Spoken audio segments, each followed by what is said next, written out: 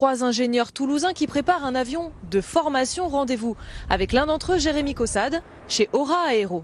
Donc nous sommes ici sur un bâtiment qui va être notre site de production, d'assemblage et de livraison. Nous sommes ici depuis début juin et donc cette année une année de croissance pour la société Aura Aéro, puisque nous avons commencé l'année avec 2 salariés et que nous allons la finir avec à peu près une quarantaine de collaborateurs. Et donc est-ce qu'on peut aller voir un bout de cet avion?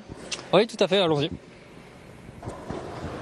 Pour des raisons de confidentialité, nous ne verrons que l'aile de l'avion.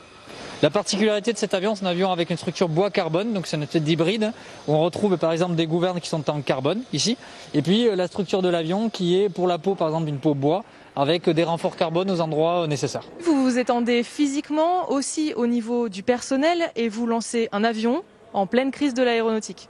Oui, ça peut paraître un petit peu étonnant, mais finalement, au plus fort de la crise, on a une phase de structuration et on estime pouvoir être en pleine capacité de livrer des avions et de former des pilotes quand la crise sera passée. Est-ce que vos clients auront l'argent pour acheter vos avions? Alors effectivement, c'est toujours une problématique. Maintenant, notre avion est un outil de formation. Donc il y aura toujours besoin de pilotes. L'aéronautique va certainement changer dans 10-15 ans par rapport à celle qu'on connaît actuellement.